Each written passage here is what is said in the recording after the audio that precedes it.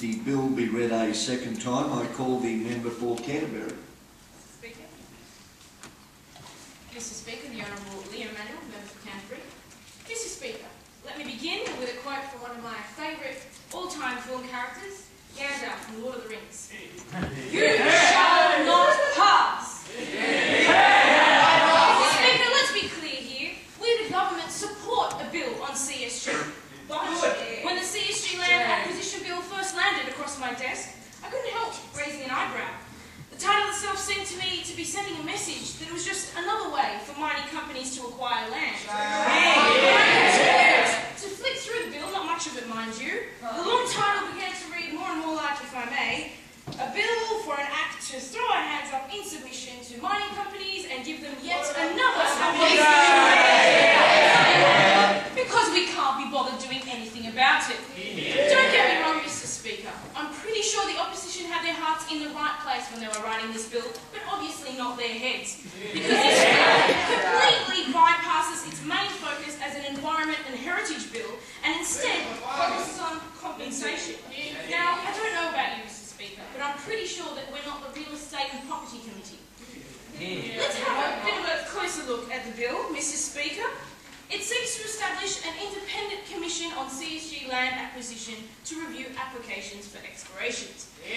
But nowhere in this commission do you see the appointment of environmental scientists, geographers or wildlife experts who actually have the expertise in the impact CSG allowing CSG to occur.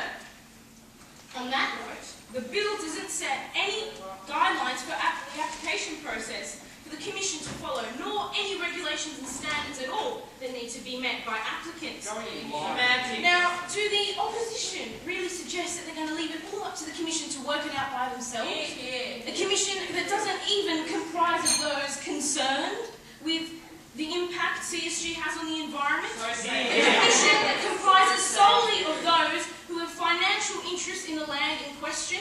Mr. Speaker, now let's have a closer look at the environmental considerations. Wait, what environmental considerations? Mr. Speaker, these environmental considerations. For these useless environmental considerations. What? I thought you said that. Now, have a look. These four measly environmental considerations act like a back door. No? In fact, floor-to-ceiling French double doors thrust open to our backyard, Mr. Speaker, right for exploitation, and the prohibition of chemicals used in the hydraulic fracturing process until deemed environmentally friendly sounds a little bit oxymoronic, Mr. Speaker. To any concept of protection of land, environment, communities affected by hydraulic fracturing, Mr. Speaker. The chemicals such as radium-226, toxic substances like lead, cadmium and chromium, which have the risk of polluting water supplies and poisoning the Great Artesian Basin, our largest source of water, going to all this risk in exploration to look for possible CSG deposits that might be there. Mr. Speaker, this is despicable. The opposition is so short-mindedly concerned with drawing out as much money as possible from CSG, so focused on the potential economics of CSG that they fail to foresee the devastating impact that this has on our environment, on the quality of prime agricultural land, and on the future of the state. This bill, Mr. Speaker, cannot pass as is.